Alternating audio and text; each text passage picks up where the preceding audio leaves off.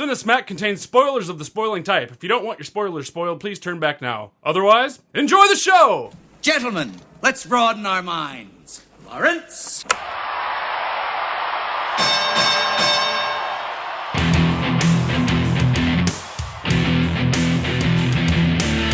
Ladies and gentlemen!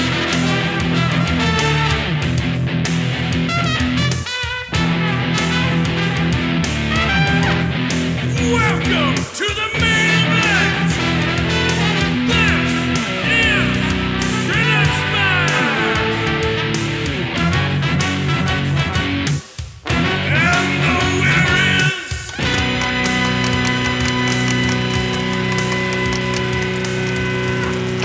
Hello, Cinesmacketeers, and welcome to bout 148 of Cinesmack, the podcast about films by filmmakers.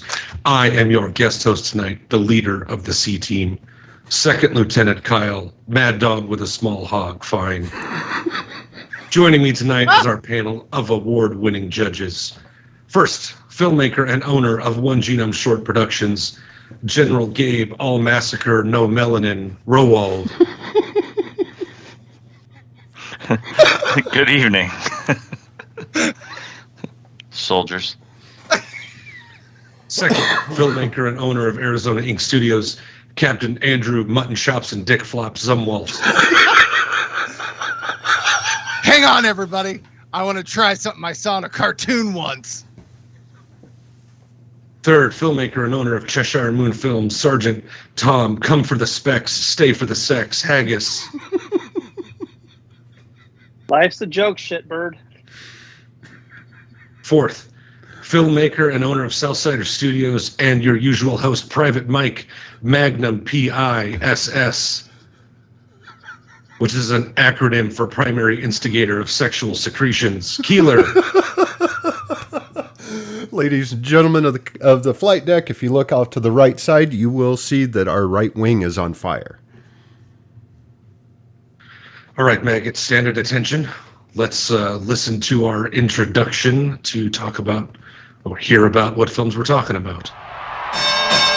Ladies and gentlemen, secret special soldiers and 80s action icons, welcome to the main event.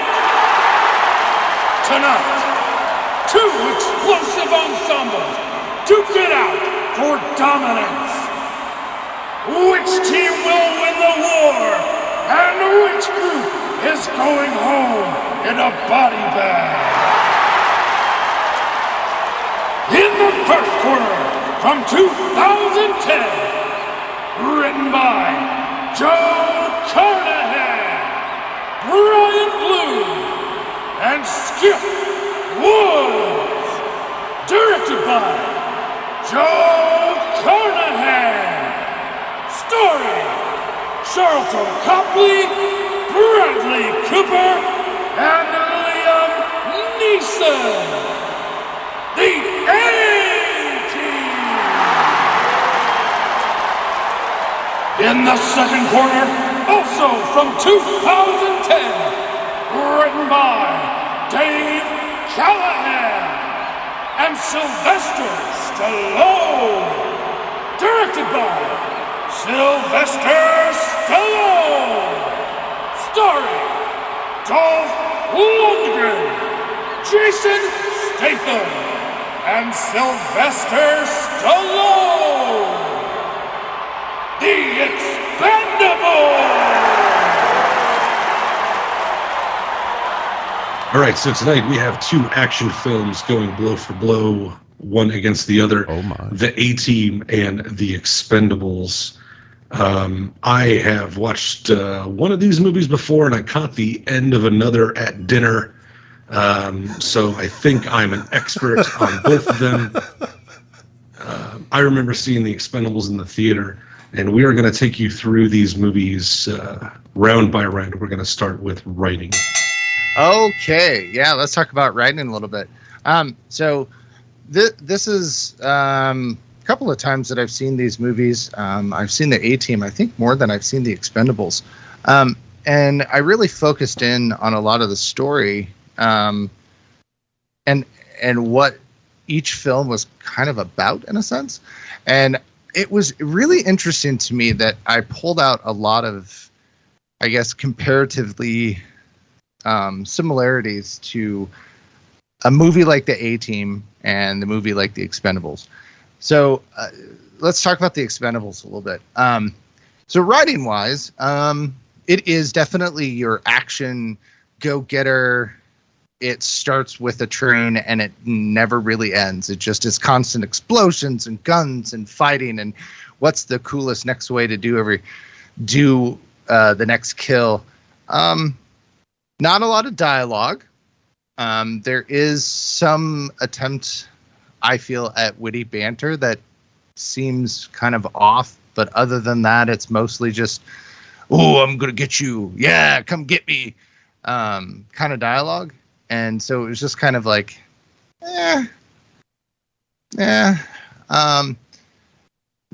story-wise, it is a pretty traditional, group of guys, as they call them, mercenaries that come through and they get the job done. And like I said, it's kind of, they have a plan, but it never quite goes right. And then they just kind of balls to the walls, go through it, and everybody's happy at the end kind of thing.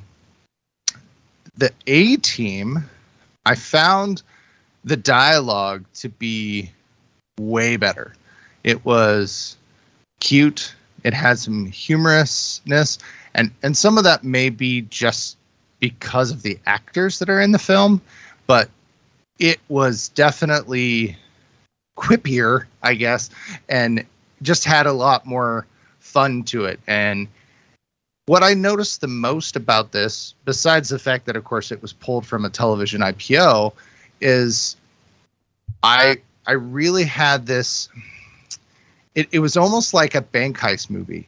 I don't know a better way to put it. Like, they had these scenes that they were planning everything out, and while they're planning it, they're showing the pieces that they're talking about.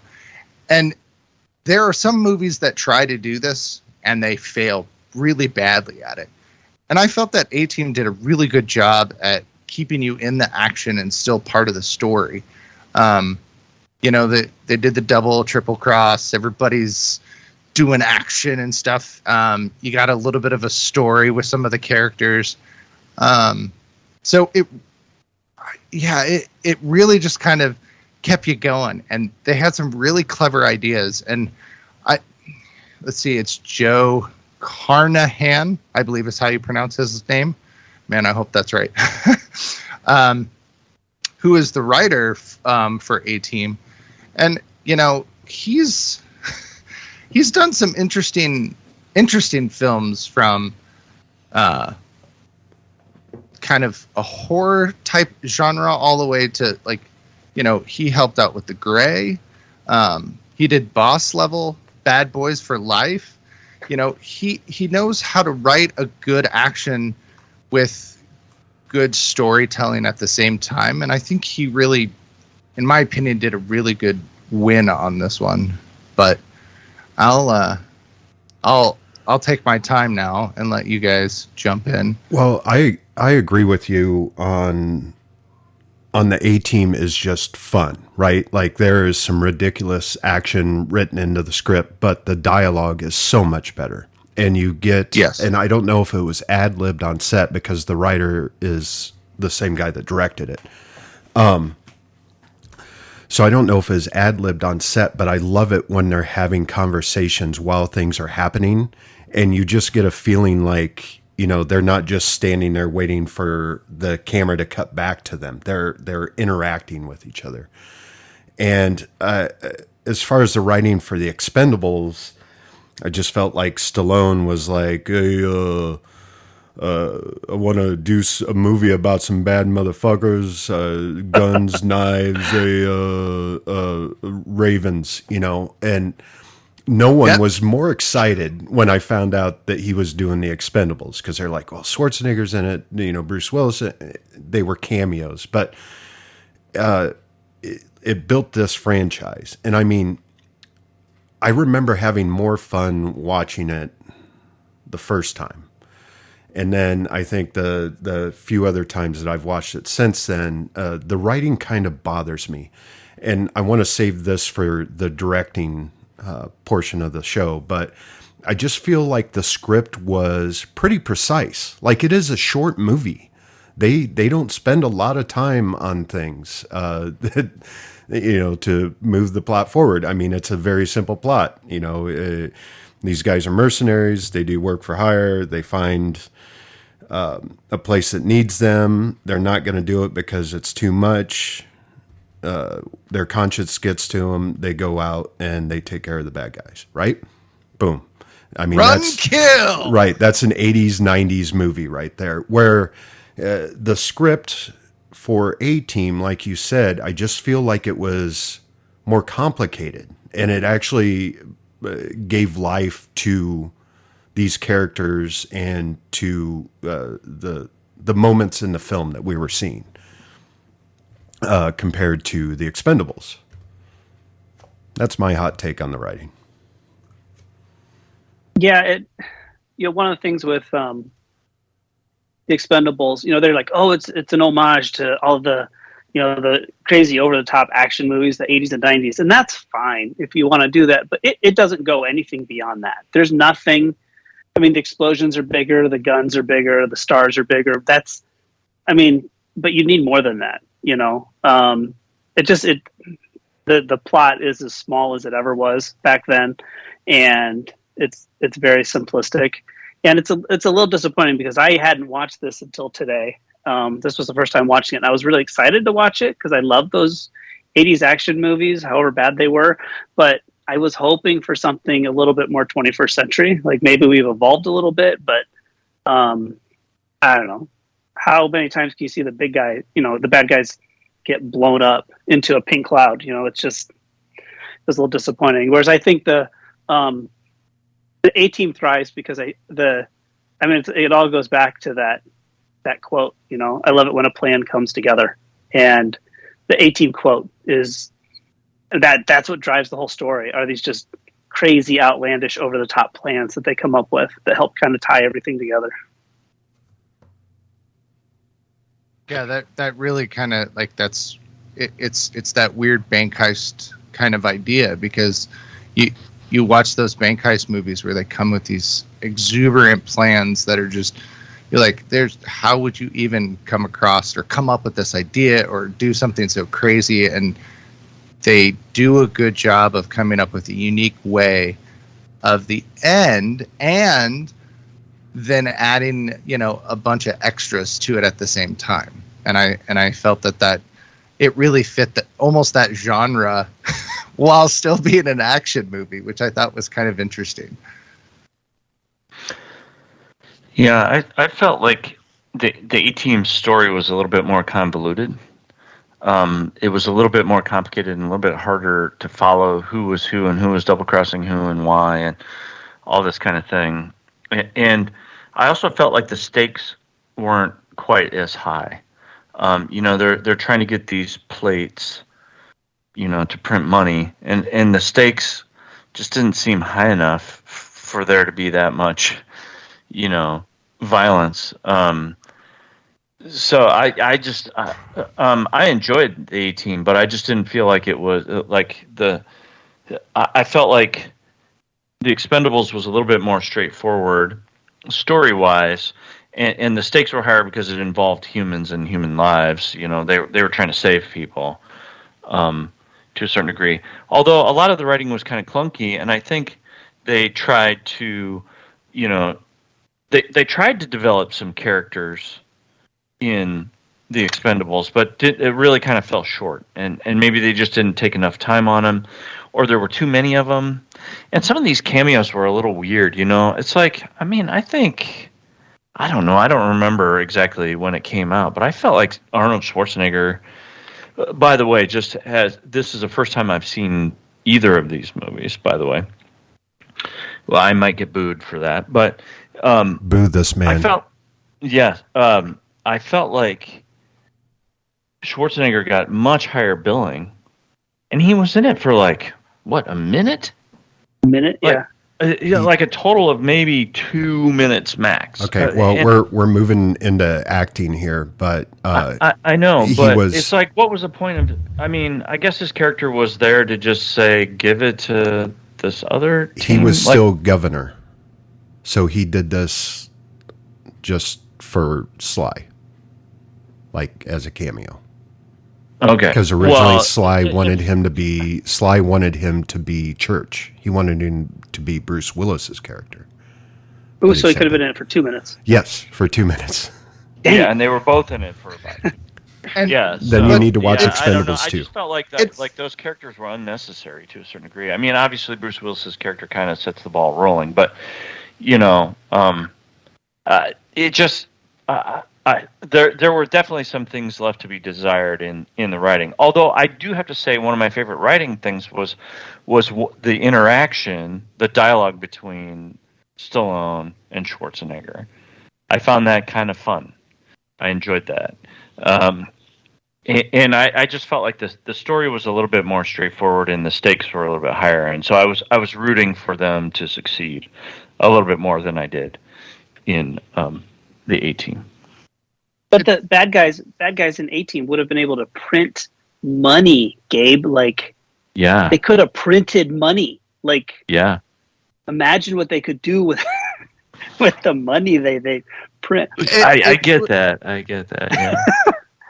It really felt that Sylvester though wrote a movie for himself, like for him.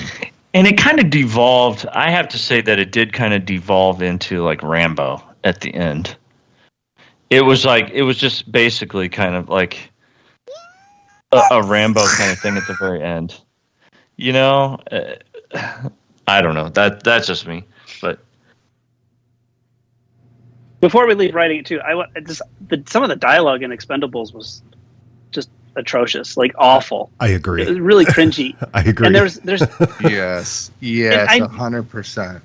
You know, you don't have to pay homage to every part of 80s rock, action movies. You can make some of the stuff better than it used to be.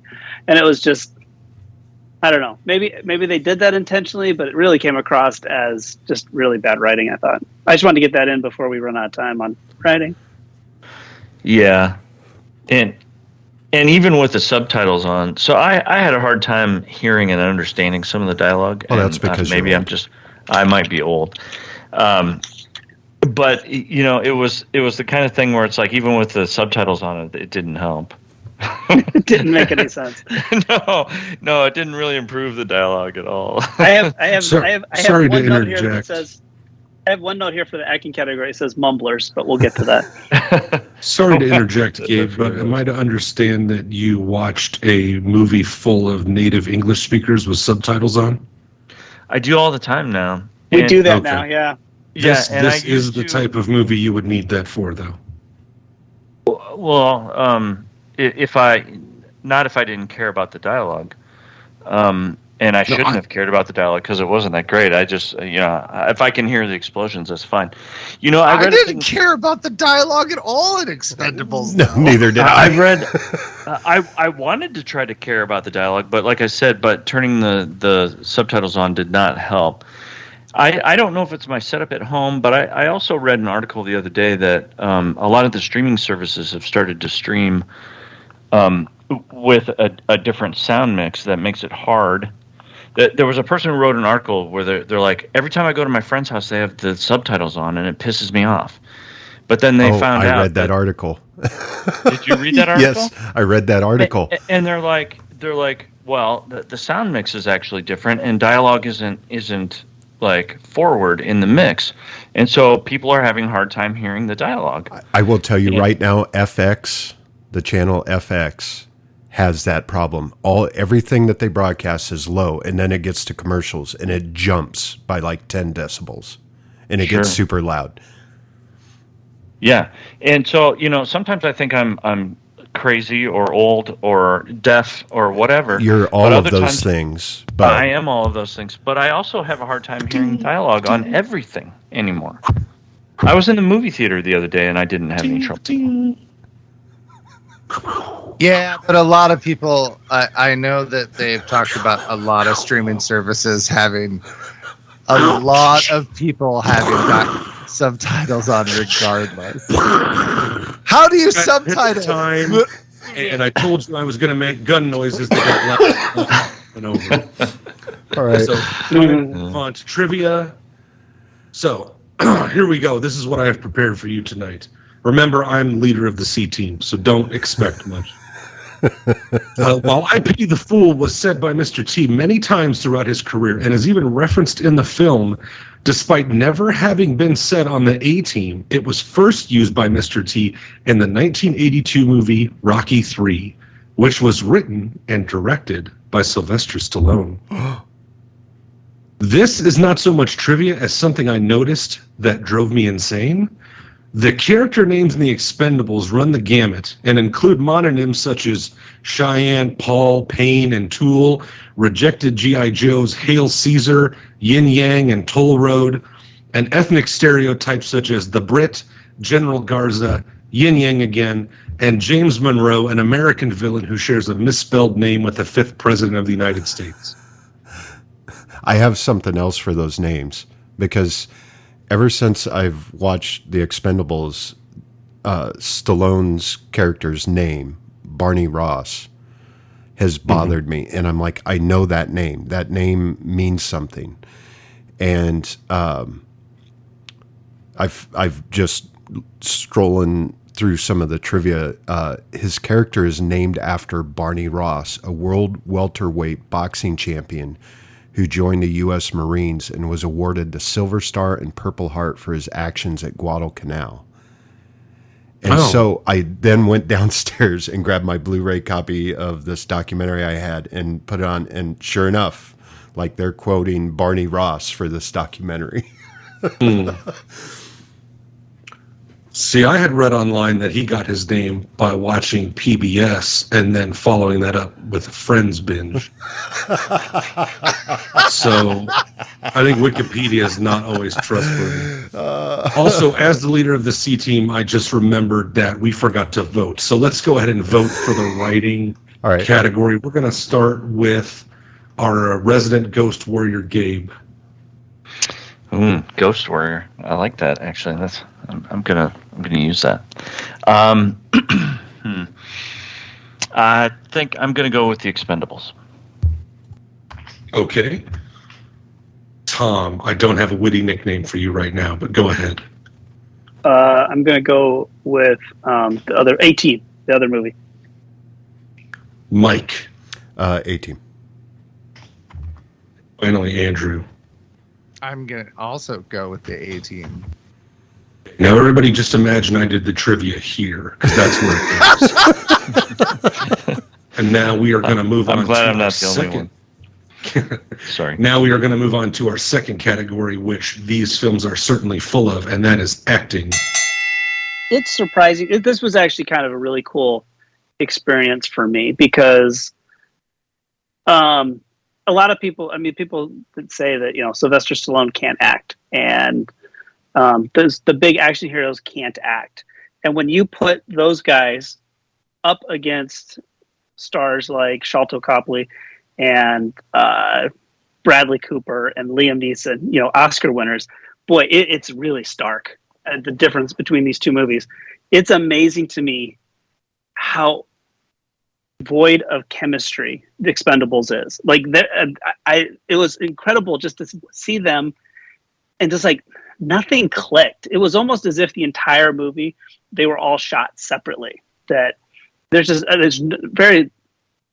no back and forth. There's no just the jokes that were supposed to be jokes and stuff that's supposed to kind of feel like it's a first time thing. Like it feels like it's like an improv line or kind of an off the cuff remark are flat and they're not funny.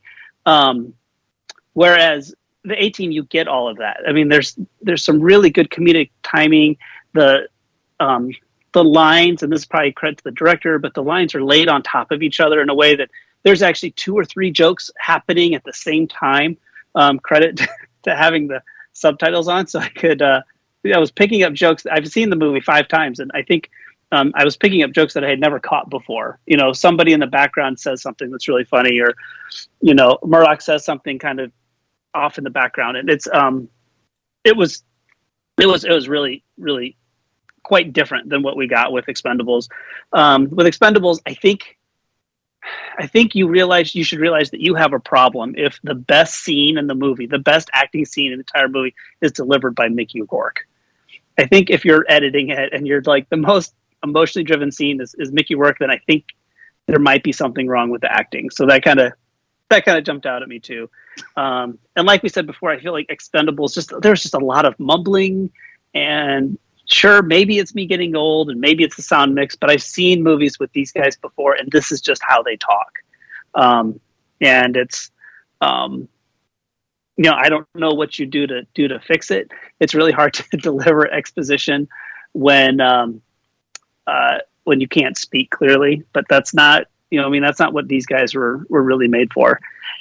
And I was disappointed in how little Bruce Willis and Arnold Schwarzenegger were in it, because I like them. I think Arnold Schwarzenegger and Bruce Willis are two actors that can elevate everyone else in the film and in a film.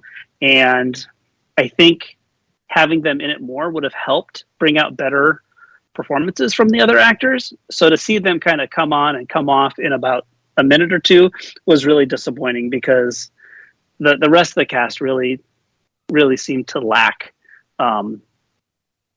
any chemistry whatsoever. I don't know. What do you guys think? Yeah, I agree with you, Tom, on the Mickey Rourke piece. That was the best performance in the whole movie, is when he was kind of reminiscing about that moment with the woman on the bridge or whatever. And yeah, it was actually great. It was actually, yeah, it was a great performance, and it was really well done. And, that's not the kind of thing you expect in these kinds of movies. But I think we need to feel kind of an emotional connection to these characters so that we care about what happens to them. So when they go into these big action sequences and there's gunfire and explosions, we want to see them succeed, and we want to see them survive, and, that kind of thing. And, I don't feel like we had that kind of emotional connection with any of the other characters. And even when they were creating the tension between, the team and Gunner, was that his name? Where he tried to kind of double cross them and yes, Gunner. That kind of thing, and he was crazy. Yep. When they tried to create that tension, that fell a little bit flat too. I felt, and actually, I think a lot of those guys can be halfway decent actors. I think Dolph Lundgren could be a halfway decent actor, and I just feel like they didn't really give any kind of performances that really made us care about those characters much. I can't say I felt a lot different about the A-Team either. And there was. Oh boy. Yeah, well, I don't know. I mean, I like a lot of those actors. I mean, I like Liam Neeson and Bradley Cooper and all that. And I think they tried. I don't know. They tried to give BA like some kind of interesting character traits, but I just don't think they really pulled it off. And I don't know that he really helped. I don't know.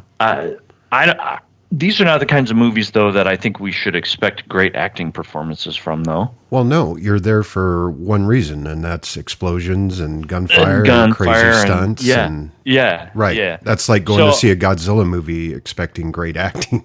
Right.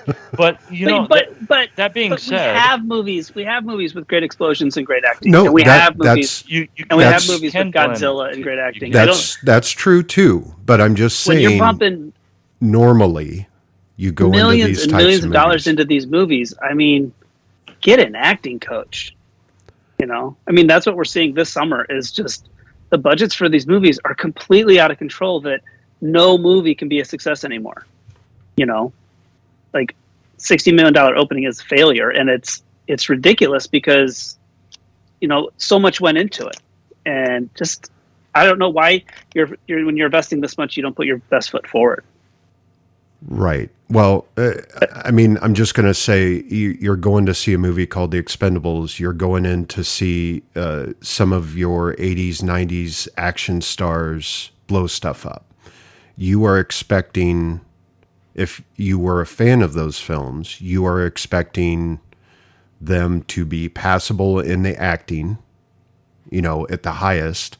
And then you're just there to watch the crazy action that you never that maybe you haven't seen before, or how for me it's a whole bunch of other things. But I'm just saying that when you're like, oh, I'm going to go see a Jason Statham, Sylvester Stallone, Dolph Lundgren, Jet Li, Robbie Couture movie, you're not going to be like, oh, I'm going to go see Oppenheimer or Interstellar.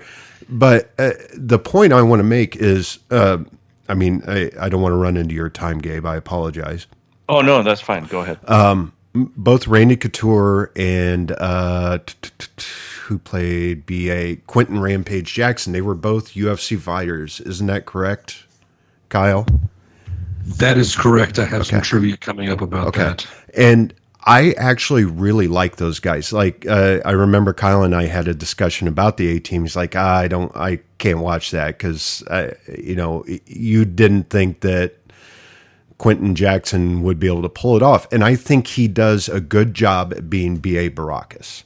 Like, he's got the comedic timing down with Sharlto Copley, if I'm saying his name, Sharlto Copley, down. And I think that was thanks to the director, which I'll get to when we talk about directing. But I really liked those guys in the film. And when I said writing could have used some stuff in Expendables, like they have these conversations like Randy Couture's talking about going to therapy and stuff. And like, that's all the background you get on his character.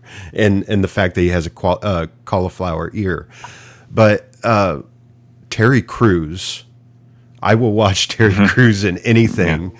He's fun. He has the charisma to be able to do just about anything on screen. And I love the fact that he was in the film. And for me, he brought a higher level of enjoyment with the Expendables because he was in it. And I totally agree with the fact that Mickey Rourke delivers the soul of your film in the acting category. And he was only around for 48 hours. They only had him for 48 hours to shoot his scenes. And they get that little piece of magic. And I thought it was great. I just wish the rest of the film could have been up to that level of good, right? As far as acting is concerned. Still, and with A-Team, Liam Neeson playing Hannibal, like fantastic. Bradley Cooper, charismatic as hell. Sharlto Copley, out of his mind and absolutely looking like he is having the time of his life. And then you get Gerald McRaney, and I've always been a fan of him because I grew up watching Simon and Simon. So I just always feel like he brings a little gravity to his performances, no matter what he's in. Like he has that aura around him, and maybe that's just me growing up looking up to Gerald McRaney in Simon and Simon. I never thought I would say that sentence. But I also like the fact, and I didn't get to say this in writing, I like the fact that the female in the Expendables, although she was being pulled around and everything, she was still trying to actively do something, and she wasn't, you couldn't just put a lamp in her place. Although I felt towards the end of the movie, you probably could have. I would have liked to have seen her do a little more, but I thought she was fine. I went in with low expectations, and I was not disappointed.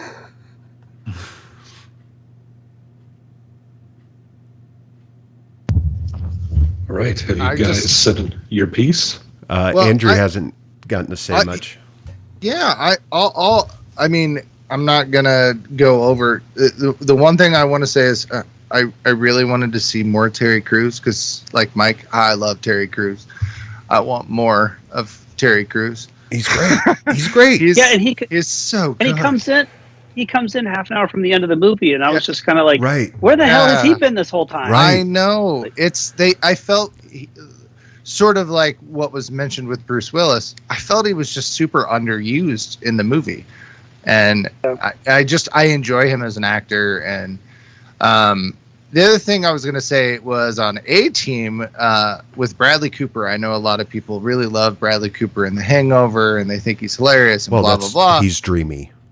Andrew, he's dreamy. And that's fine. He can be dreamy, but man, he is just so good in the A-Team. He just has this almost on the edge of crazy, but not quite there because you already have the crazy guy on your team. Right. Well, he's so charismatic. He's just really good at it. Like his opening that he is actually where he is in the tires and he's like, well, I slept with her because I don't like you, and turns out, well, she doesn't like you either. Like that whole, it's just he's almost crazy, but not quite. And it was just really fun to actually watch him play a little bit more of a different character than just the traditional whatever one knows him as, the Hangover guy. And Coldwell, oh my gosh. He is a nut job, and I love it. I think I laughed for 90%. The entire thing where they're quote unquote flying the tank. I can watch that scene over and over from the start of when he gets from the start of when they get the package at the hospital to crash down. Like that sequence is fantastic. And it's fun. It's the most bizarre thing that somebody thought of and wrote, and I was just like, oh my god. And while he's sitting in the tank screaming and directing and everything else that it warmed my soul, and I was very happy with that scene. Yeah, and the action. Sorry. Yeah, I just wanted to say too. I also felt like the secondary characters in A-Team were just more well-rounded. You know, you had the CIA snob. You know, oh, that looks just like Call of Duty, right? Or the one actor that couldn't get the silencer on right. Like, I like those interactions between those guys. And you guys brought up chemistry, and that's what was missing from the Expendables. Like, it just, like Gabe said, when Yin and Gunner were fighting or, you know, at each other's throats, you didn't feel anything. You're just like, okay. Like, do I choose Dolph Lundgren or Jet Li? I guess Jet Li. But you got no backstory there. You have no character with them. And it's, yeah, I see Expendables 2. If you watch Expendables 2, you might as well watch Expendables 3 also, and just get the full. Like, you actually kind of start to get to know the characters, which is surprising. But I just want more Terry Crews in Expendables. I do like that. I do like that scene in the car between Pike and Lynch is really funny. Yes, it is. When they're going to shoot him, the three of them just look like they had a really fun time shooting that scene in the car. And it's, I don't know. Yeah, it's a professional courtesy. Don't let this fucker kill me. Yes. Okay, we're done, Kyle. Okay, thank you very much for staying on time. I don't want to have to shoot up this place any more than I have. So we will do this in the right order this time. Let's go ahead and start with the voting. So, Mike, what is your vote for acting? A-Team. Gabe. I'm going to give it to Mickey Rourke in The Expendables. What? Andrew. This is insanity. The A-Team, by far. Tom. A-Team by a country mile. Is that like a New York minute? Yes, but in length rather than time. That's what she said. Like Turns out I'm like bad a at both parsec. of those things in bed. So, Sorry, trivia that took me a while. Thank you. You got it. Acting. You guys said a lot about the acting in the Expendables, so it should come as little surprise to you that the cast list contains 3 Oscar-nominated actors, Eric Roberts, Mickey Rourke, and Sylvester Stallone, who has been nominated twice, once for supporting and once for leading actor. To be fair, though, the same cast has also been nominated for the Golden Raspberry Award for Worst Actor a combined 25 times. Wow. Who? What? The cast of the Expendables Oh. Contains 25 nominations for the Golden Raspberry Award for Worst Actor. Would you like to hear how that is broken down? Sure. So Mickey Rourke really? has 1, Bruce Willis has 4, Arnold Schwarzenegger has 4, which leaves Sylvester Stallone with 16. Well, what? Okay, educate me further. What was? No, what that's all was the Eric information I have. You can help me out. What was Eric Roberts nominated? So Eric Roberts was in a movie called Runaway Train, I believe, where he gave a Oscar-worthy supporting actor performance. The movie I know Eric Roberts from is Best of the Best, which I'm sure he didn't get nominated for. So yeah, Mickey Rourke at one time was known as being a good actor, and then that kind of fell off, and then he had his resurgence with The Wrestler, and that's what he got nominated for just a year after The Expendables. Oh, really? That was... Oh, I didn't realize. Yeah, 2011. Yep. Schwarzenegger and Willis have never been nominated for Best Actor. Stallone has been nominated twice. But I don't believe anyone from that group has won an Oscar for acting, at least. So, Mike, you touched on it earlier. Randy Couture and Quentin Rampage Jackson, both MMA fighters, and despite both being active at the same time, they never faced each other in the octagon. They did, however, have 4 common opponents. In bouts against Chuck Liddell, Kevin Randleman, Lyoto Machida, and Mikhail Ayukin, Couture posted a record of 2-4, while Quentin Rampage Jackson was undefeated at 5-0. Wow. So maybe that would settle who would win in a fight between the two. I am a big mixed martial arts fan, and these guys were around during my heyday. They were absolute animals. They may have been the least known members of the cast, but they would have beaten the piss out of everyone else they were in the movies with. Randy Couture was a Division I wrestler and an Olympic alternate, multiple-time UFC champion. Quentin Rampage Jackson, who was surprisingly good as B.A. Baracus, was a middleweight champion, light heavyweight champion, Pride tournament champion. These guys were the real deal. Badasses, yeah. They were legit badasses. And it's really funny to watch them in a movie with fake badasses because they're as good at fighting as they are bad at acting, with the exception of Rampage, who I think did really well surprisingly well as B.A. Baracus. All right, it's time to move on to our third category, which is directing. So, Rear Admiral Mike, will you please lead us into battle here? All right, directing. I want to start with the Expendables. Usually this is where we talk about editing. And I feel like the Expendables was cut to a point where we lost a lot of the backstory. And we've talked a lot about that, where we just didn't feel chemistry in the Expendables. And I don't know if I would be surprised if they said there is a director's cut, would be a director's cut, or an extended cut. But it is short. Like, it is action movie length. It is 80s, 90s action movie length. Boom, here you go. And it is cut. And I don't want to use the word precise. Like, it's not tight. I just feel like we miss a lot of things. Like, there were things taken out and it doesn't flow that great. And I don't know if that was because they didn't have any other footage, or if the studio was like, hey, you got to get this in to get as much running time, as many showings as you can in a day. I don't know what the deal was, or if Stallone was just like,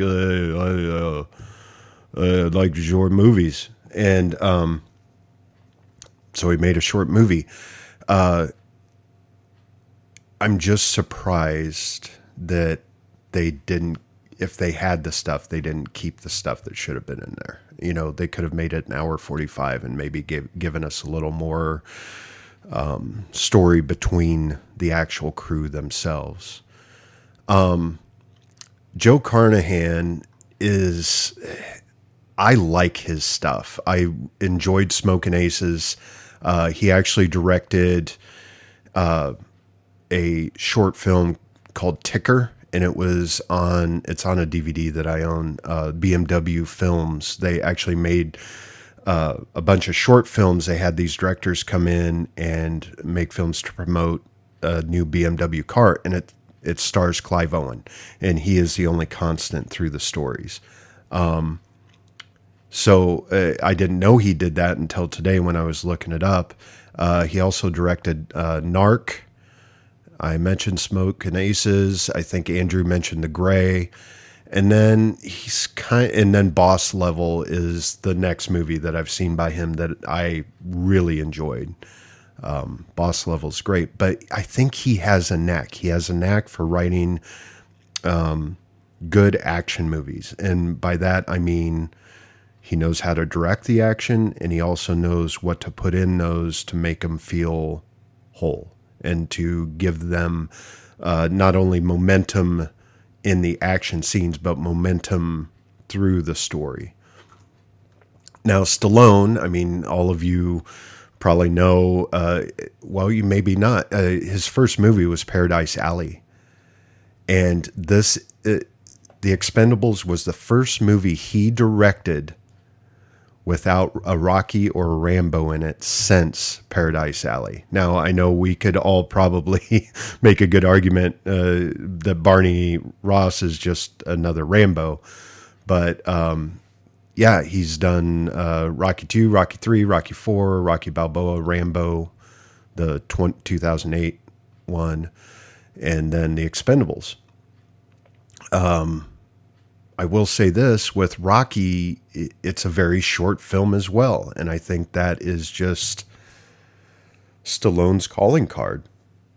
He is very precise. And I think also he could stand to let the films breathe a little bit. But that's all I got to say. Was he ever in with Rocky and Bullwinkle?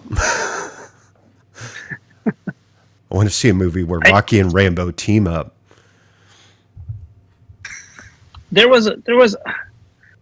He made some weird choices in the Expendables. There's the one part about halfway through where there's a lot of exposition, and they're talking about, going in with the rest of the Expendables team after they come out the first time, him and Jason Statham, and then they round up, and they're kind of going through and talking about it, and he just uses like close-ups on their eyes, while everyone's talking, and it was weird. It kind of was almost like student filmy, like, okay, interesting choice. I probably wouldn't put that in a multi-million-dollar budget movie, but and that part I thought was really odd. And again, and I know you're talking about editing and the big concept of like the stories and stuff, but some of like the smaller detail editing is weird. When Christmas gets into the fight on the basketball court and he punches the guy, like there's a over the shoulder shot where he punches the guy and his fist isn't even in the shot. Like it's like the guy it's just his reaction to being getting hit. It's weird. It's weird. It's weird. Like they were gonna like CGI the fist into the shot and they forgot to do it or something. I thought it was pretty strange. And then the part that really kind of bugged me the most is that the editing for the Jet Li fights were almost like Michael Bay, to the extent of, I mean, it was less than a second between cuts. And Jet Li is amazing, and he is fast, and he is so much fun to watch, and they sucked all that fun out of those scenes. Right. I was like, oh my God, I finally get to see Jet Li fight, and fuck, just hold on a shot so I can fucking see him. And it pissed me off. I had that same thought too, and my guess is the fact that Dolph Lundgren couldn't keep up with him. And so they had to cut around that, right? Like they had to do that I'm an action star, but I can't fight. editing where it's just really quick cuts to make it seem like it's impactful. It was just disappointing. I mean, I love watching Jet Li fights, and it completely sucked the fun out. But I know did Marvel cuts. It was bad. It was dark and it was quick and it was just all over the place, and you couldn't actually see the fight. You had no idea what direction the camera was. They broke 180. It was a mess, and it was very disappointing. And I know you had mentioned Expendables 2, and man, I don't know. I got to be in a mood if I'm going to watch the second one. The only saving grace is that it's directed by Simon West, and he directed Con Air, which I fucking love. So I might give Expendables 2 for my man Simon, but I don't know. I got to be in a good mood to do that. Well, you got to watch Sorry, this is totally off topic. Watch Expendables 2 just to get more Schwarzenegger and Willis in the film. I don't know. I may start it, but if the editing starts getting fucked up, I'm going to turn it off. I mean, you could literally. Well, no, I won't. Yeah. Is Jet Li in the second one? He is. Yes. All right. We shall see. Yeah, is this the category where we typically talk about cinematography and that kind of yes. stuff? Yep. Yeah. I thought the cinematography for The Expendables was pretty good overall. I mean, maybe the editing wasn't perfect, but I thought it looked nice. I thought it was well shot. There were some really nice scenes in it. Even right from the beginning, just some of the stuff. I kind of liked that the whole thing where it like went from the moon. It was like showing the moon, and then it like kind of panned down to the water, and you could see the reflection on the water, and that Mickey Rourke scene I thought was kind of nice, where it was kind of a close-up of him with that bluish color, and I thought the cinematography was pretty good in that. Maybe they didn't utilize it well in editing, but I thought it looked nice overall. And I think action scenes are they're difficult. They're difficult to edit and shoot. I think you really have to have kind of a talent for that to make it something that's comprehensible. Like what. How can we make this fast paced and, but still make it understandable, like, so we know what's going on. And, I felt like a lot of the scenes, like in The Expendables, especially near the end where they're blowing the hell out of everything. And, it's like, we can't tell where each person is. We don't know where they are in relation to each other and what they're doing. It's just a whole bunch of stuff cut together. There's just an explosion here and a shot of Stallone shooting, or Jason Statham throwing a knife or whatever. We don't really know where they are in relation to each other or in relation to the bad guys. For some reason, it took fucking forever for Eric Roberts to get anywhere near the helicopter. Like, he was close, and then they kind of blocked him off, and then I was like, well, we don't really know what alternate route he's trying to take or how he's trying to get there. It really just gets confusing. And, I don't know, maybe that's actually what it would be like to be in that kind of situation, just total confusion. But as a movie viewer, I want to have a little bit better understanding of what's going on. Like, you can understand where these people are in space in relation to each other and that kind of thing. And you just don't get that in Expendables. Have you seen Monty Python when they're running towards the castle? That's what it felt like. Oh, God. That's hilarious to me. That is one of my favorite scenes. When Lancelot's charging the castle. Well, and just, this is a little bit of a side note, but when the pandemic started, there was an animated GIF that came out that showed that was that scene. Yes. But then it said like, I don't know what it said, like January. And it showed him way off in the distance, and then it showed those guards, and they're just sitting there like not worried about it. And then it said February. And then he's still way off in the distance, and the guards aren't worried about it. And then it says march, and all of a sudden he's there killing people. And I'm like, oh my god, that's the perfect analogy for it. Like we see it coming, but we're not really worried until it's too late. But yeah, that's a great scene, and that's a great use of editing. Yes. Like kind of trick editing. I love that. Yeah, I think I don't know. I think it was overall, relatively competently directed by Stallone. You guys have your complaints, but it wasn't. It was pretty decent. I enjoyed it. With the A-Team was also, I thought, competently directed. It was beautifully shot, and I do think we had a little bit better from an editing standpoint. I think we had a little bit better idea of what was going on in most cases, especially during that chaotic scene at the end where they're doing their complicated plan, right? We always kind of had an idea. Obviously there were times when we weren't supposed to know where people were exactly, and that was intentional, but we always kind of had an idea of what was going on in the scene. I thought it was a little over the top when he blew up the boat, and then just like everything went to hell. Like, it was a little bit over the top, but even then we still knew where everything was and what people were doing and what was going on. Right. And so I felt like that was better. That was better directing and better editing in that case. Just my thoughts on that. Yeah, I don't know. I think I agree with what Tom said earlier about how it felt very like almost first time directing, young, learning kind of the ropes. Because there was just some shots that were very just like, okay, I'm not why, but, and I don't know how much of that is, as we say, a combination between cinematographer and directing. The director says, hey, I want this kind of a shot. Cinematographer potentially sets that up. And the director may just say, yep, you do your thing. So I don't know how much of a mix it is between that and Sylvester.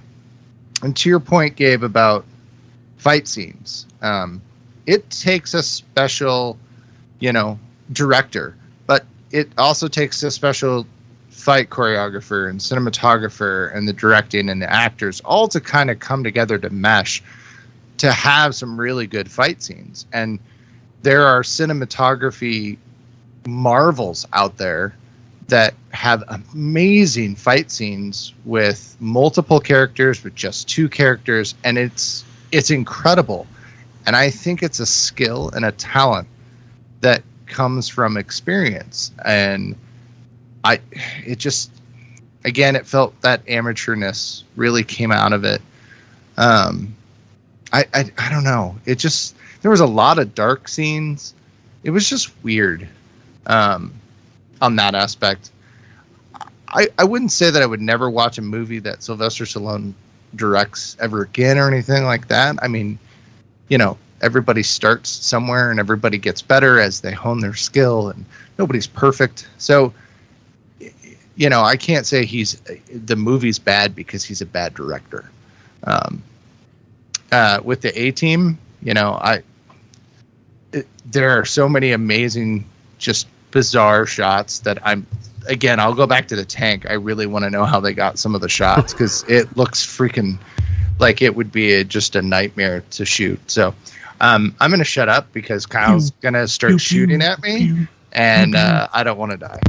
Kyle, I do have one thing to add. I looked up the cinematographer for the Expendables, if you don't mind. Yeah. He was director of photography for Top Gun, Beverly Hills Cop 2, True Romance, The Specialist, Wild Things, Mission Impossible 2, Wind Talkers, Star Trek Nemesis, Paycheck, Be Cool. Wow. Four Christmases. Let's see. Is that Jason Statham and Three Twins? Like, Yes. Yes. we need a buddy movie of Jason Statham and Jim Carrey as Lloyd and Lee Christmas.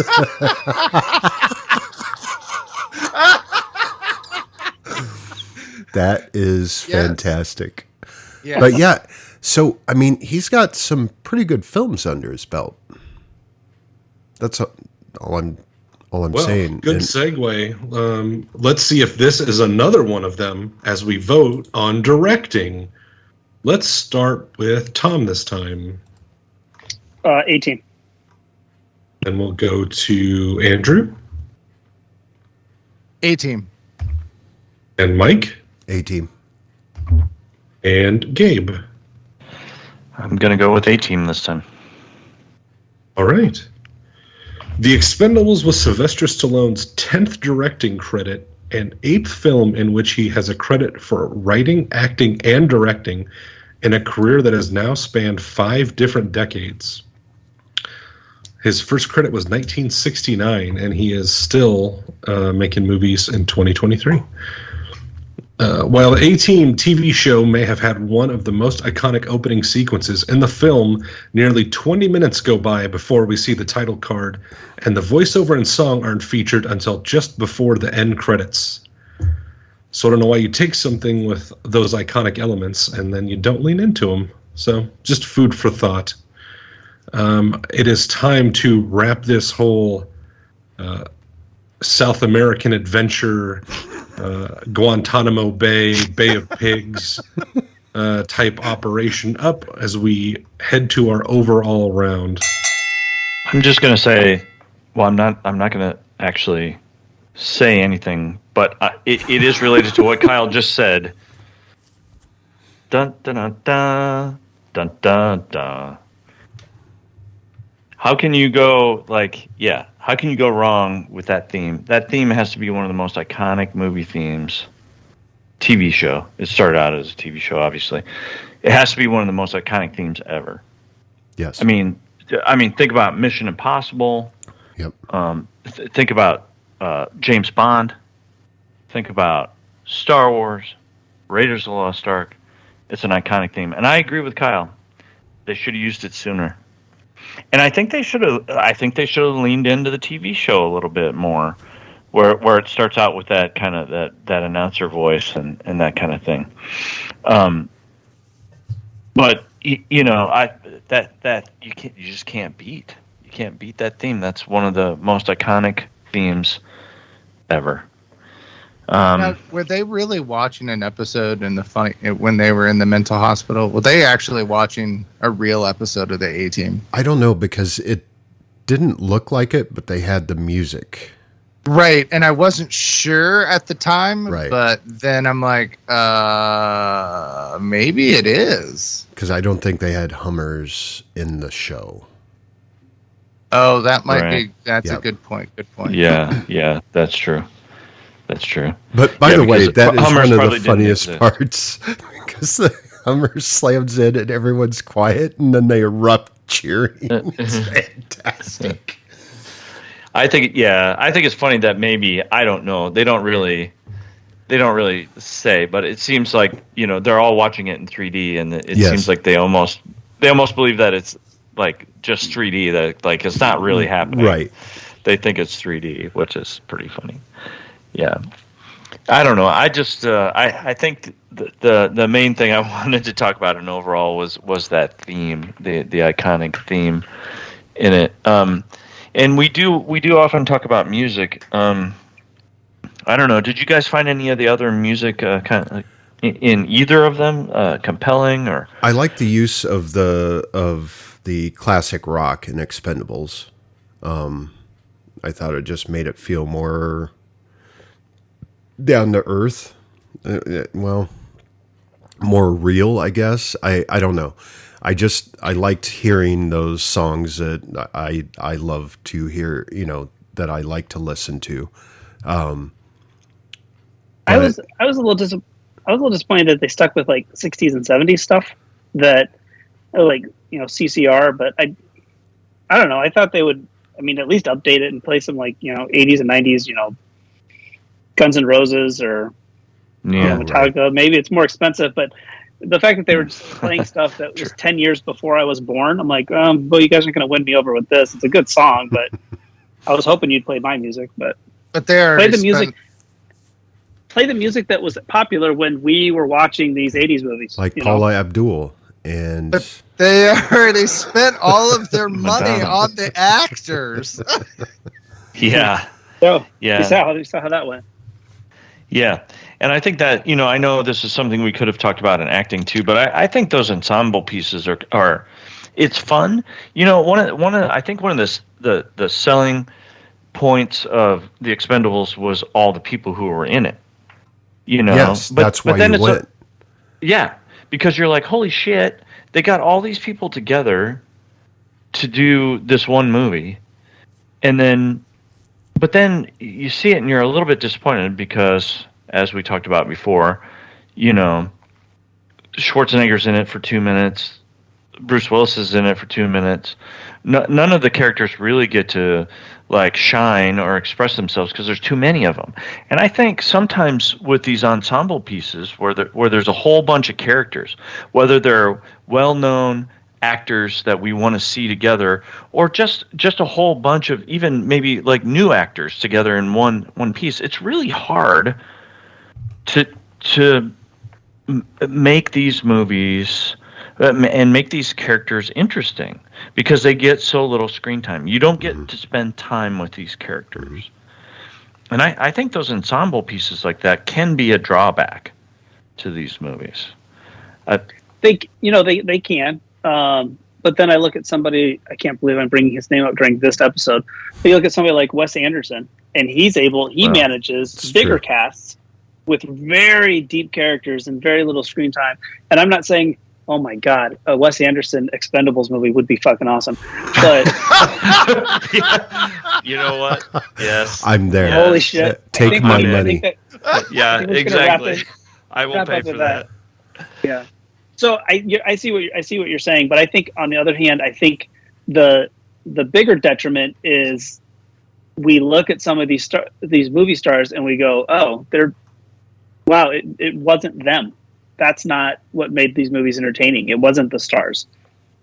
Because here they are, and they're not entertaining me at all. Right. My biggest thing that I wanted to talk about in overall was the visual effects in the Expendables. Oh, boy. Yeah. Holy crap. Once again, I'm pretty sure they spent all their money on their actors and probably rights to the music that they used because, the blood splatters, half of them aren't even matched to the scene. There are so many bad compositing, characters that are floating in front of the background that are so obvious. It's bad. I look at the A-Team was made in the same year as the Expendables. How are they so dramatically different? The A-Team is believable. The Expendables looks like, again, the first guy that got After Effects and went, hey, I can just put blood in digitally. Dude, watch this. I'm serious. No. It'll be cool. Then you don't have to do any of the stuff on set. It'll be great. It's terrible. It is so bad. It was so distracting. What bugged me was the green screen, the driving scenes, or the flying scenes. The green screen was so bad. So bad. But even at the very, very beginning is what got me, because they show Gunner and he's it has the background, but the background's weirdly moving and he's not. And then it cuts to his blade and you see the really bad, they tried to take a picture of the scene and slap it onto the blade to look like a reflection or something. It was really bad. So I was very disappointed. That drove me nuts. The blood splatter was killing me. It was absolutely killing me. No pun intended. Yes. I will say, though, the blood splatter did not bug me when... Once again, Terry Crews was just mowing people down with a shotgun. I remember Kyle went and saw the Expendables before I did in the theater. And he goes, Mike, there's one scene in that movie that is just, you're going to love it. And the second I saw Terry Crews going through the hallway just blasting, I was like, well, yep, Kyle knows me. Yeah, I think that had to be. Those were like but it cutting didn't, the bodies in half, but it didn't bug me. But let's talk about the practical effects. There were some really good explosions, some really good practical. I would agree with that. I would agree. On-set explosions and destruction, Fire, right? And the river of fire. Apparently, Steve Austin almost lost his leg. And I've seen the movie a few times, and I've even noticed it when they're running and they, light the trench on fire and there's the explosions. You can see it. It's still in the movie where he is essentially standing right on top of an explosion of a set powder, and the bag saved his leg. The bag took all the force. Otherwise, they said he would have lost his leg. And that is insane to me because, number one, it's still in the film. But number two, it's like, it's stone cold. You almost took his leg. And well, I'm going to say, though, when they actually light him on fire and he ends up burning at the end, that entire asset looks like garbage. That was pretty bad. It was bad. And also injuries. They should have really lit him on fire. Stallone had like 14 injuries on set. One of them happened during the fight with Stone Cold. Where's the safety on set? Well, I mean, he's old. I mean, he's shooting us in his 60s, early 60s, late 60s, and nowadays that'd be a lawsuit, though. He hit the ground just right, and he actually had a hairline fracture in his neck, and they had to put in a metal bar to keep the bone together. Gee. Yeah, it's insane. I think there's a whole, 14 injuries making this movie, including breaking a tooth, rupturing his ankle, getting a hairline fracture in his neck that required surgical insertion of a metal plate. He also had bronchitis and shingles during the shoot. Yeah, he is old. Yeah. Shingles is probably not related to the shoot. Did the whole there was a rumor going around that he got typhoid and dropsy because he was just getting old-timey whooping cough. Yeah. Well, they were feeding him mercury in between takes. So. Scurvy. They didn't have any oranges on set. He got scurvy. But I really like the practical assets of the Expendables. Like when they were used, they were really good, and you could tell the difference between the practicals and, like what Andrew said, the digital assets. And that was part of the problem, because one of the points of doing a good, mix between in-camera and actual visual effects is you should not be able to tell the difference. You shouldn't be able to tell the difference, and it's so obvious. Like, it was really I cannot talk enough about how bad it was. I'm sorry, but wow. Okay, I want to talk real quick about Sylvester Stallone's makeup in this movie was weird. It was almost like he had, like, they outlined his eyes real thin, and like I've seen tons of Stallone movies, he never looks like this. So right. I was watching this today, and yesterday we watched National Treasure. And I remember watching National Treasure yesterday, and Harvey Keitel's character has the same fucking thing going on. Like, oh my God, you're right. He's got these really weird thin lines around his eyes or something. And so I looked it up, and eyeliner? it's the same. Yeah, like eyeliner. Yeah, eyeliner around his eyes. It's the same makeup artist on both fucking movies. Really? And I was like, yeah. I'm just like, okay, if you're a makeup artist and you have a calling card, that's not good. I shouldn't be able to spot your work in the Expendables. There's an actor that, God, what's his name? He played the commissioner in, like, The Dark Knight. What's that guy's name? Are you talking about Gary Oldman? No, not. No. Are you talking? No, you're talking about Farmers. The Dun, dun, dun, dun, dun, dun. J.K. Rowling? Yes. No. No, not J.K. Simmons. Simmons. J.K. Simmons. I know J.K. who you're talking Rowling did about. not play commissioner. She wrote Harry Maybe Potter. I might be wrong. It might not be commissioner. No. I know exactly who you're talking about, Gabe. Yeah, his name is Nestor Carbonell. Yes. He played the Batman mayor. And he totally looks like he has eyeliner on in everything, like a heavy layer of eyeliner. The mayor? Yeah. In everything. So But And I think it's just his eyelashes. I think it's just his eyelashes. But these two, Stallone and Harvey Keitel in these two movies, I mean, it bothers me because just like it doesn't look natural. I wonder if It's the almost- makeup artist thinks it makes them look younger. It might be because that is the common thing between these two movies. Is Right. they're the oldest guy in the cast, Right. Because they don't do it on anybody else. So maybe it's purely it could be a theater thing because theater on stage. That's maybe the makeup artist learned to do theater makeup. Or it's an homage to the 70s and 80s rockers, baby.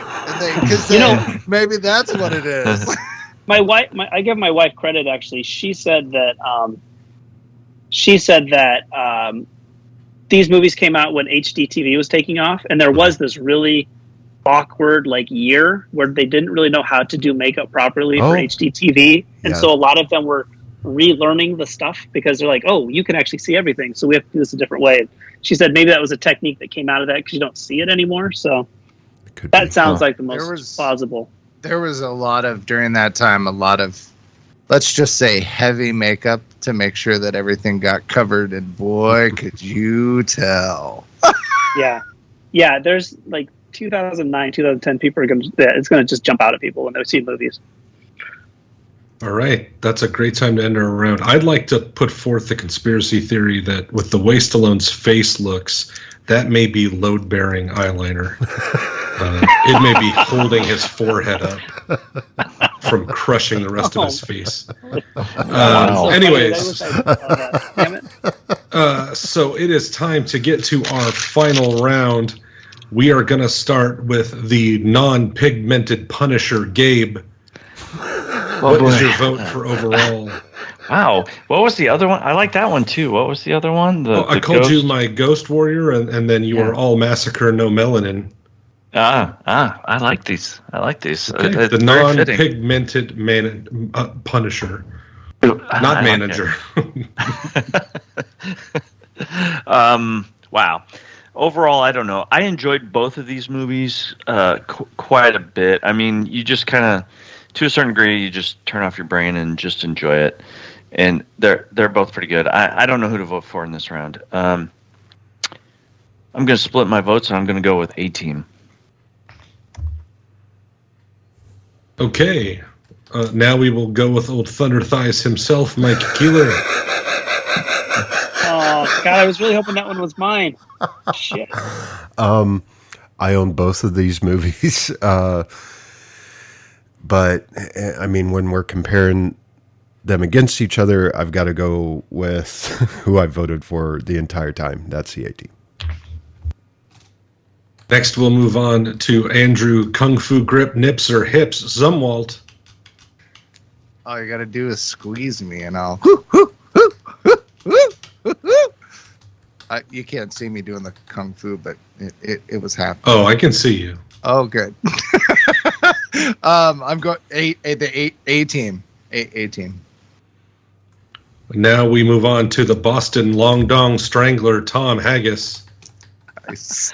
Very good. I like that. I got to go 18. Now for our final bit of trivia as we wrap up this shit show. The Expendables kickstarted a franchise, and despite a 6-year gap since the PG-13 rated Expendables 3, the latest film, Expendables, is set to be released in September of 2023. If you haven't noticed, they replaced the A with a 4. Yeah, I hate it when they do stuff like that. Yes. I liked how you pronounced it. Expendables? Well, yes. Expendables. I'm just saying it how it's spelled. Hey, Hey, they you do that wait- with 7 too. That's I think it's kind of cool in 7. Yeah, but- you wait till we get to our recommendations. There'll be a callback for this.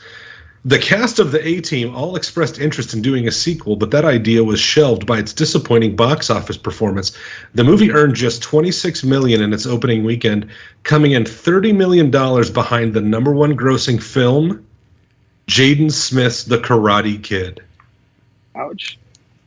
Really? Who saw that? Did any of you see that? No. I didn't see either I one in the plead theater, and I'm the- disappointed. Good point. Me either. I have never can't seen. believe- I have never willingly seen a Jaden Smith movie. Probably shouldn't. I have been forced against my will to watch them. Oh. So it is time to move on to our recommendations. Let's see. There's usually one person in this round who panics if I call their name first. So I'm looking at the cameras right now. Everybody's being very cool. We're going to go with Tom. He looks the coolest. All right. So I'm going to go with a recent movie. I'm going to recommend Indiana Jones and the Dial of Destiny. I thought it was... Damn it. Now Yeah, I got sorry. to think of another one. Oh, look at that. It would have been a double recommendation. Gabe and I both recommend it. So you should check it out because it's a lot of fun. They, I talk about this a lot on the show, but I'm not as critical with these franchise movies. I just like getting more and more of them and just enjoy what we have because like growing up, it took years between movies. And so I'm happy with what we get. And Dial of Destiny, I think, is a pretty awesome way for Indiana Jones to go out. The action scenes are a lot of fun, and Phoebe Waller-Bridge is a great addition. She and Harrison Ford play off each other really well. So, I would definitely say check it out. It's definitely way better than Crystal Skull. So, Thank you, That's no Tom. joke. I will give Gabe some time to regroup after that kick to the nuts. So we will go with appreciate Andrew. What is your recommendation? I'm going to stick with crazy, goofy, kind of over the top, pretty damn funny action movie. And this is probably one of my favorites. I've watched it multiple times. And actually, I double checked because I was surprised this had not been actually recommended. But that is The Nice Guys with Russell Crowe and Ryan Gosling. And boy, is it a funny, great, exciting little movie. So I highly, highly recommend. If you have not seen The Nice Guys, watch The Nice Guys. It's a great little action flick. I don't want to burst your bubble, but I believe we've done an episode with the Nice Guys, haven't we? I searched for recommendations and it was not on the recommendations list. I think it's on the overall. Seriously. It's Can I not pick a showing different up. one?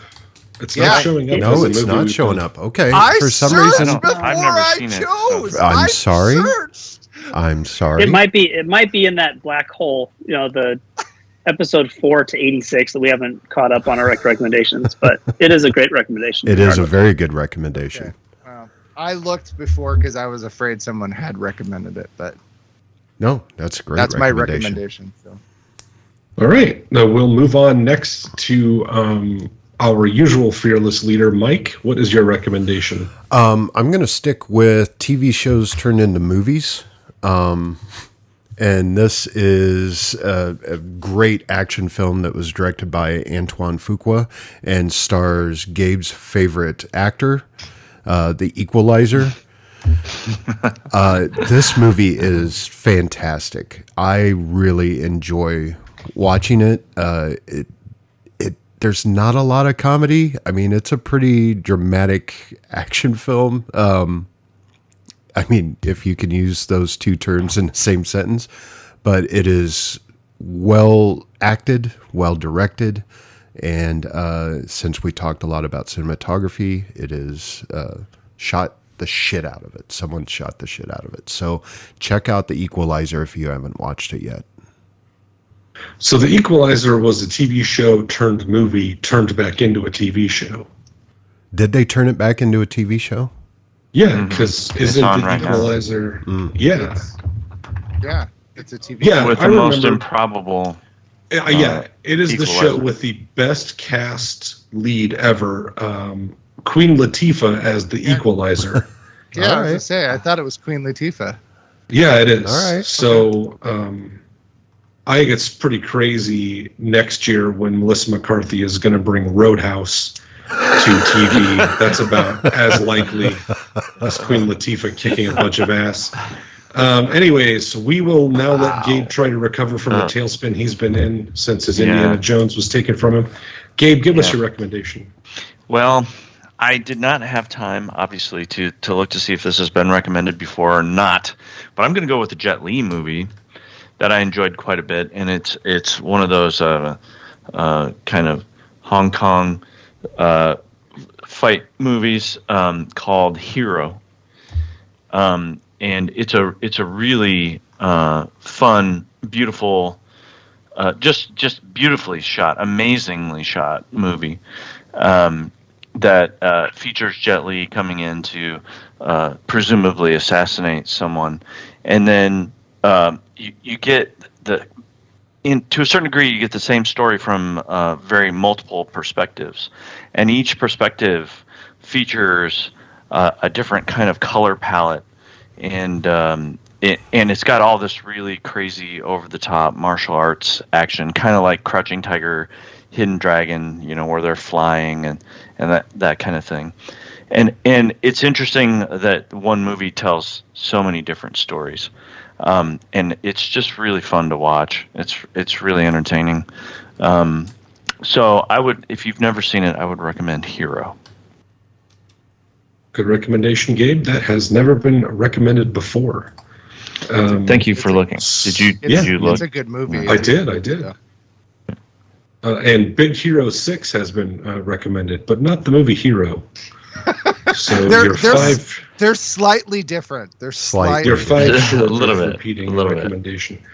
So I will go last for the recommendations, and following the naming trend of the Expendables, a movie I saw that I was really pleasantly surprised by, and that is M3gan.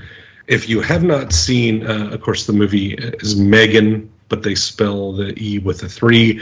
It is a animatronic doll goes evil movie. I shied away from it for a lot of the reasons I think most people did, was that it just looked kind of corny and like it was going to be very stupid. But I will tell you, the movie is not at all what you think it is. It is the closest comparison I can think of to M3gan is the movie RoboCop, which is kind of surprising, but it is absolutely a satire movie. So it is worth a watch. If you saw the trailers and all the marketing hype going into it, you will definitely be surprised by watching M3gan. It is not the movie you think it is. Well, Expendables, M3gan. I don't know what else you want from M3gan. It's just funny. Fan 4 stick. Is that the Fantastic? The Fantastic Four? Yeah. Fan 4 stick? Fan 4 Did they put a 4 at the end too? Is it Fan Nope. 4 stick 4? No. They just did the 4 in the middle there, which just... I feel like this allows them to do a lot of tricky accounting with these putting numbers in there that makes them hide a lot of money, because nobody's looking for it under that. All right, then you have Piranha 3 Double D, and that adds, because it's 3D, but yeah, I went to that movie and I didn't get the extra D, and I waited in that stall for a long time. So was it the I got my stall money with back. the hole? Were you in the stall with the hole? Well, no, I brought my Sawzall because I know where there's a will, there's a way. So I'm like, everybody else is here for what I'm here for. And then all I did was get a misdemeanor for vandalism under $3,500, which is a load of bullshit. And I can't go to AMC theaters anymore. So I don't know where I'm going to see Nicole Kidman again. Okay, I think it's time for us to conclude this clandestine operation. Let's poke the monkey and find out who won. Ladies and gentlemen, may I have your attention, please?